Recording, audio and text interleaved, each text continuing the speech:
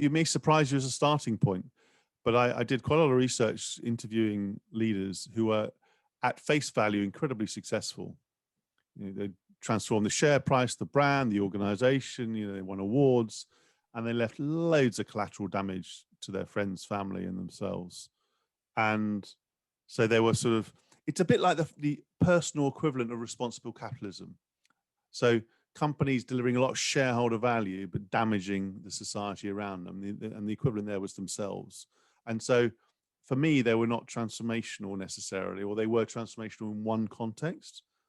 So I think the starting point is you have to think about how you look after your mental health, physical health, your family relationships, not just because it's nice and cool and it's in fashion, but if you're going to make really difficult decisions regularly, exert a lot of energy, which any transformational leader role requires, you have to be in good shape, right? So that's very business lens. Bad decisions come from people who are tired, doing things in their other aspects of their life which are not ethical, right? Or gambling and addictions and so on. So there's something about looking after yourself. Then I think you have to really be focused on the critical moments of a journey. So rather than trying to do everything all the time, and we talked about roles, there are predictable critical moments that a leader needs to focus on, like convening the team, right?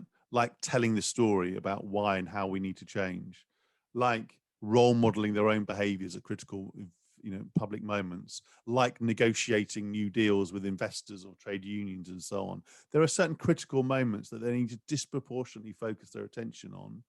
So when I worked with Moya Green at Royal Mail on the transformation of Royal Mail, she knew there were certain moments where she had to have a great meeting or a great discussion with the trade unions in order to stop them striking, to get them on board. She needed to tell a great story to the government on the future of the Royal Mail at that time in order to get their backing for privatization. Critical moments, and then being quite ruthless about where you play, in Roger Martin's terms, where you play in other aspects of your role, where you genuinely delegate or you just don't get involved.